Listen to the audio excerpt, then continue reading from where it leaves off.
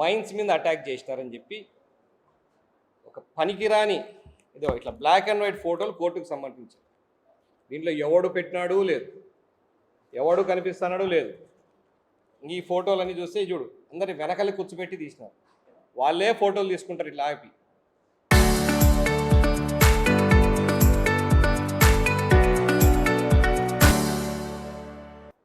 వాళ్ళ మనుషులనే పెట్టుకుంటాడు. ఇది చూస్తే నిరసన తెలియజేసిన వాళ్ళు ఏం చేసినారయ్యా అంటే దండం పెట్టుకొని మాకు సహకరించండి, ఏ ఫోటోలైనా చూడండి వాళ్ళ దగ్గర ఉన్నవి ఇవే. దండం పెట్టుకుంటా మాకు అన్యాయం జరుగుతూ ఉంది, మీరు మాకు సహకరించండి అని చెప్పి వాళ్ళు కోరుతూ ఉన్నారు.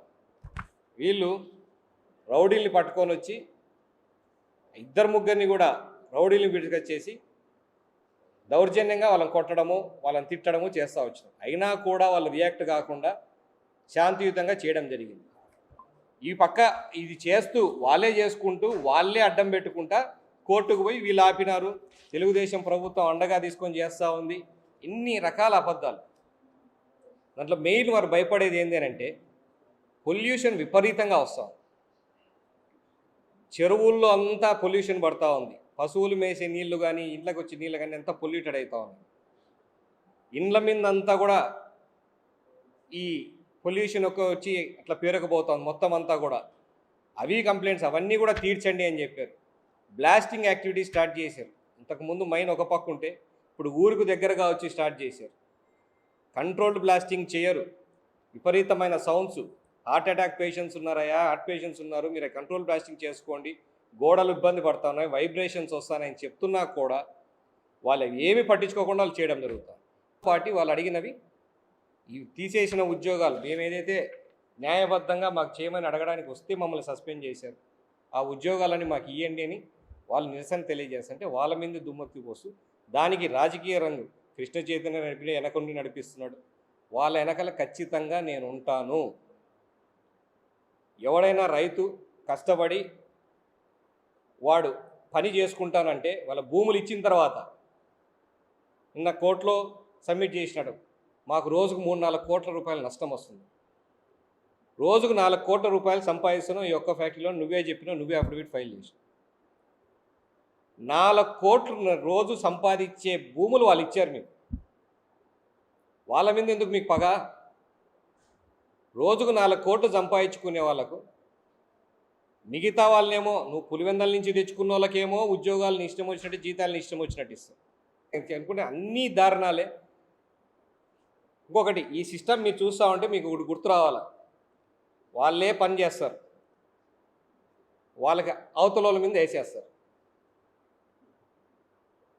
మీకు జరిగిన పోయిన ఎలక్షన్లో కూడా మీరు చూసినాం, ఒక మర్డర్ కేసు ఎవరు చేశారో అందరికీ తెలుసు, అది ఎవరి మీద వేయాలని చూసినారో చూసు, దాంతో ఒక గవర్నమెంటే ఫామ్ అయిపోయింది అట్లా అబద్ధాల వల్ల.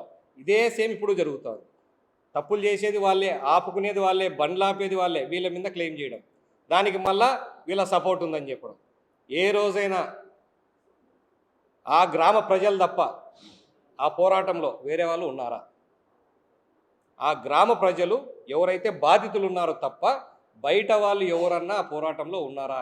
ఏదైతే దీక్ష పెట్టుకున్నారో వాళ్ళు ఆ దీక్షలో ఆ శిబిరంలో ఎవరన్నా వేరే వాళ్ళు ఉన్నారా? ఎవరూ లేరు. ఎక్కడ ఈ పొల్యూషన్లకు ఇప్పుడు మనం దాని మీద రైజ్ చేస్తే కొన్ని కోట్లు ఫైన్ వేయబడడం జరుగుతుంది. ఈ బ్లాస్టింగ్ ఎక్కడ ఆగిపోతుందో అని భయంతో రివర్స్గా వీళ్ళు అడ్డం పెడుతున్నారని చెప్పేసి రివర్స్ అటాక్ మొదలుపెట్టారు.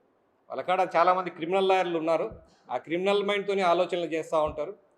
ఈ విధంగా అన్ని విధాలుగా ఫ్యాక్టరీ ఆ ఊరి ప్రజలకు నష్టం చేకూరుస్తూ ఉంది. మీరు మొన్న చూస్తే డిఎస్సిలో ఏ అక్రమాలు జరగలేదు, అయినా కూడా అక్రమాలు జరిగినాయి ఇదే చేస్తున్నారు. ఆ అక్రమాలు జరిగినాయి, నాకు ఈ అన్యాయం జరిగిందని చెప్పే ఒక్క ఉద్యోగస్తుడైనా ర్యాలీలో పాల్గొన్నాడా? అంతా దొంగలే. ఆ దొంగలు పాల్గొన్నారు వాళ్ళ కార్యక్రమాల్లో అని చెప్పి అదే తీసుకొచ్చి ఇక్కడ కూడా వీళ్ళు దొంగలనే చెప్తున్నారు. కానీ ఇక్కడ ఈ ఊర్లో ఆ ఊరి ప్రజలు తప్ప, ఆ గ్రామాలు ఎవరైతే నష్టపోయారో ఆ 3 గ్రామాలు 4 గ్రామాలు తప్ప వేరే వాళ్ళు ఎవరైనా పార్టిసిపేట్ అయ్యారు? ఎవరి మీద? నీకు ఇన్ని కోట్లు సంపాదించుకోవడానికి అవకాశం ఇచ్చిన రైతుల మీద మీరు పడతా ఉన్నారు. ఇప్పటికన్నా బుద్ధి తెచ్చుకొని వాళ్ళ సమస్యలు తొందరగా తీర్చి ఖచ్చితంగా త్వరగా తీర్చాలని చెప్పి కోరుకుంటాను. ఎందుకనంటే శాంతియుతంగా మనం కొన్ని రోజులు చెప్పడానికి పోలీసు చెప్పినా కొన్ని రోజులు ఉంటారు, కానీ అదే రైతులు తిరగబడితే మాత్రం ఎవరు ఏమీ చేయలేరు.